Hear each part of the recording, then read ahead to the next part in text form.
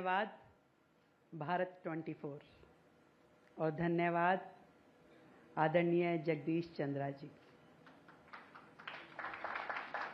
जब मैं इस प्रांगण में आई तो मैंने उन्हें बताया कि मैं बहुत ज़्यादा इंटरव्यूज़ प्रेफर नहीं कर रही, क्योंकि पहले कुछ कर तो लूँ तभी तो कुछ बताऊंगी।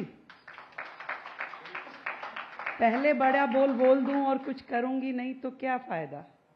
तो बहुत सारे लोग हो सकता है मुझसे नाराज भी हों कि रेखा हमें इंटरव्यू के लिए समय नहीं दे रही, पर मेरी उसमें सोच इतनी है कि जो जिम्मेदारी आदरणीय प्रधानमंत्री नरेंद्र मोदी जी ने मुझे दी, ये ना केवल एक महिला रेखा गुप्ता का सम्मान है, ये पूरे देश की महिलाओं के लिए सम्मान की बात है कि जो केवल बातों में विश्वास नहीं रखते।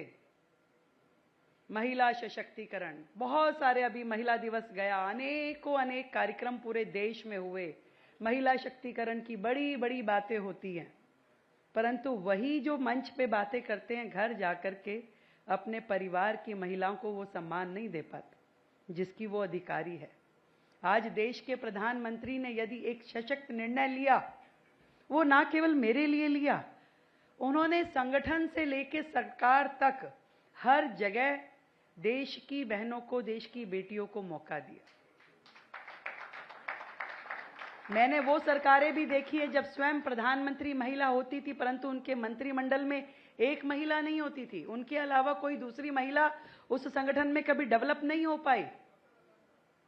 आज यदि भारतीय जनता पार्टी के कारण से देश में एक बहुत बड़ा वर्ग राजनीति से जुड़ा है, सम्मानजनक तरीके से जुड़ा है, सिंबॉलिक नहीं जुड़ा है, यदि आज महत्वपूर्ण विभाग, महत्वपूर्ण मंत्रालय देश की महिलाओं को दिए गए हैं, निर्णय लेने की और निर्णय में शामिल होने की ताकत दी गई है, देश के लिए काम करने की साझेदारी दी गई है, तो मैं आज इस मंच के माध्यम से आदरणीय प्रधानमंत्री जी का धन्यवाद करती हूँ और बधाई देती हूँ भारत 24 को, जिन्होंने इतना सुंदर slogan vision for new India.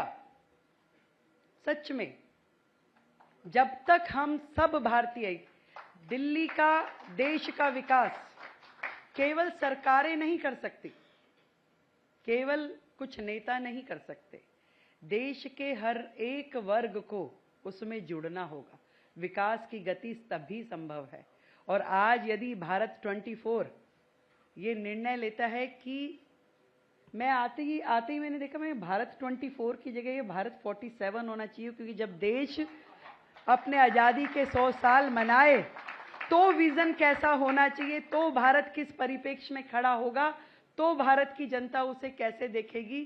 तो मुझे लगता है कि उस 47 की ओर हमें जाना होगा और इस चीज की चिंता करना कि विकसित भारत कैसा हो, यदि भारत 24 कर रहा है, यदि नरेंद्र मोदी जी कर रहे हैं, ये हर एक भारतीय की चिंता का विषय होना चाहिए कि मेरा भारत आगे कैसे बढ़े और पूरे विश्व में उसकी छाप कैसे छुपे।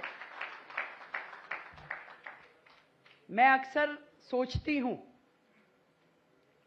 कि जब तक हौसला नहीं होगा, जब तक हौसला नहीं होगा, एक भी फैसला नहीं होगा और सभी अपने भले की सोचेंगे तो किसी का भी भला नहीं होगा। तो अपने भले के अलावा मेरे शहर का भला, मेरी राजधानी का भला, मेरे देश का भला, मैं भी कुछ इतना ही सही परंतु कुछ देश के हित में सोच के काम करूं, ये हम सबको सोचना होगा। और इसी सोच के साथ जब दिल्ली एकत्रित होगी, संगठित होगी, तभी दिल्ली आगे बढ़ पाएगी। आज हमारा तो प्रण है कि दिल्ली को विकसित दिल्ली के रूप में काम करना है। जितने आयाम दिल्ली से छूते हैं, जितनी समस्याएं दिल्ली की है, हर एक समस्या पे काम करना होगा। कई बार तो मुझे लगता है कि दिल्ली को बड़े अनप्लैन्ड तरीके से डेवलप किया गया। आज जिस ओर से कवर उठा के देखो तो उसके नीचे फंगस दिखाई देती है। इतना मिसमैनेजमेंट दिखता है कि दिल्ली में यदि निकासी की भी व्यवस्था देखें, जो बुनियादी ढांचा है, आज दिल्ली में यदि बड़ी बड़ी चीजों की अपेक्षाएं कहीं ना कहीं दिल्ली ने छोड़ दी कि मेरे लिए बड़ा अस्पताल बने, मेरे लिए बड़ा ऑडिटोरियम बने, बड़ी बड़ी सुविधाएं खड़ी हो, वो छोटी छोटी चीजों के लिए तरस रहे। मेरा सीवर, मुझे पानी, मुझे सफाई। आप सोचिए कि किस स्तर पे आकर के दिल्ली खड़ी हो गई है और वहां से शुरुआत करनी होगी। मुझे तो कई बार ऐसा लगता है कि जैसे माननीय प्रधानमंत्री जी ने लाल किले की प्राचीर पे खड़े होकर शौचालय की बात करी, कितनी बड़ी बात थी कि देश में एक वो इरा शुरू हुआ। वो कहते हैं ना, जब जीरो दिया मेरे भारत ने, भी जीरो से शुरू हुए, जीरो से भी शायद नीचे से शुरू होना पड़ा कि देश में शौचालय बने।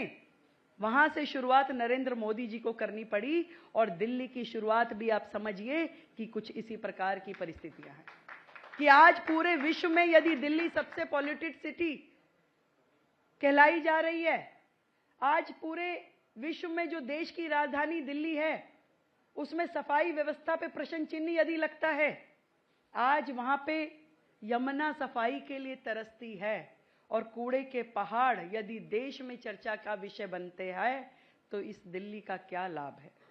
ये दिल्ली देश की राजधानी होने के लायक कहां रही।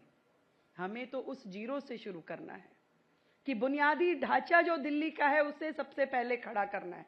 आज नाली, खड़ंजा, डीसिल्टिंग, ये जो विषय जिसकी और कभी सरकारों का ध्यान नहीं गया। एक कार्यक्रम में मैं गई तो मुझे कार्यक्रम के आयोजकों ने बड़ी बधाई दी, कह रहे जी हमारे यहाँ तो मान लीजिए कि 25 साल में कोई मुख्यमंत्री आया है। तो मैंने कहा भाई इससे पहले के मुख्यमंत्री दिल्ली में रहते ही कहाँ थे जो आते। उनको तो पंजाब से लेकर के और गोवा तक की राजनीति करनी थी, उनके लिए दिल्ली कहीं प्रायोरिटी का विषय नहीं था। मैं तो दिल्ली की हूं तो मैं तो हर कार्यक्रम में आ सकती हूं, आप जब मर्जी बुलाइए। और दिल्ली की जनता को इतना विश्वास मुझ में हो कि उनके लिए मैं खड़ी हूं, उनकी हर समस्या को मैं समझती हूं और उसके निदान के लिए हम हर संभव प्रयास करेंगे, कोई एक भी प्रयास छोड़ेंगे। मेरा केवल इतना छोटा सा विजन है, वो है ना, दिल है छोटा सा, छोटी सी आशा। केवल इतना कर पाऊं कि दिल्ली की तकलीफों को कम कर पाऊं। दिल्ली को सच में विश्व स्तरीय राजधानी बनना है। दिल्ली में पॉल्यूशन ना हो, दिल्ली से कोई भागे ना, दिल्ली से कोई एनसीआर की तरफ दौड़े ना, ये मेरा मिशन है। दिल्ली को शिक्षा का एक विश्व स्तरीय स्तर देना, हेल्थ को यहां पे उस आयाम तक लेके जाना, ये हमारा मिशन है। दिल्ली में यमुना मैया को उसका सम्मान मिले, ये मेरा मिशन है। और हर वो काम हो जिसकी दिल्ली को आशा और अपेक्षा हमसे है, ये मेरा मिशन है। पर उसकी शुरुआत मुझे जीरो से शुरू करनी होगी। इस बात को कहने में मुझे कोई संदेह नहीं है। उस काम को करने के लिए मुझे सड़कों पे खड़ा होना पड़ेगा, लोगों को सुनना पड़ेगा, लोगों को मिलना पड़ेगा। इस बात को मैं समझती हूं और तभी एसी कमरों में बंद रह के शीश महल में बैठ के दिल्ली का विकास संभव नहीं है, ये बात मुझे तो मालूम है। आज जब तक दिल्ली यदि पानी में डूब जाती है बारिश के सीजन में, तो उसका समाधान मीटिंग में बैठ के फाइलें साइन करने से नहीं होगा। उसका समाधान वहां खड़े होकर के कि वो क्या कारण है कि जिसके कारण से दिल्ली जाम हुई जा रही है, क्या कारण है कि दिल्ली जल भराव से पीड़ित होती है, क्या कारण है कि घंटों का जाम लग जाता है, क्या कारण है कि हम लोग पॉल्यूशन को कम नहीं कर पा रहे। हर एक उस काम पे हमें हर उस समस्या को उपचार देने की, दिल्ली बीमार है, इस बीमारी का उपचार करने की जरूरत है, उसका ट्रीटमेंट पूरी तरीके से करने की जरूरत है। और उसमें दिल्ली की सभी जनता को लगना पड़ेगा, सबको जुड़ना पड़ेगा।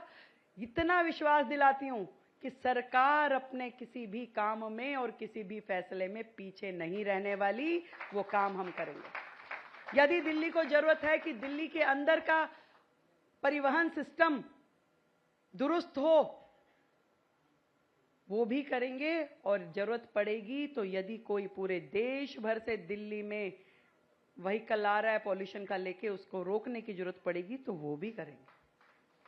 यदि दिल्ली को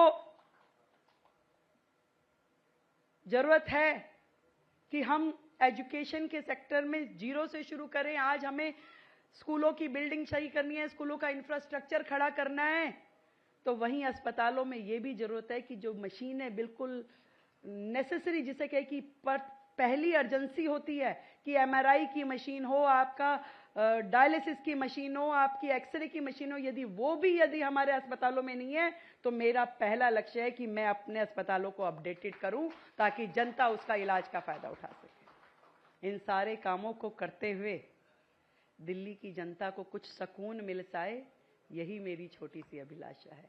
धन्यवाद देती हूं आप सभी को, धन्यवाद देती हूं आदरणीय प्रधानमंत्री जी को कि जिनके विजन से इस दिल्ली को हम 2047 तक लेके जाएंगे। और उस 2047 में जब दिल्ली खड़ी होगी तो इतना विश्वास दिलाती हूं कि किसी और का मन किसी एनसीआर, गुड़गांव, नोएडा, फरीदाबाद जाने का नहीं करेगा। वो दिल्ली छोड़ के कहीं नहीं जाना चाहेगा।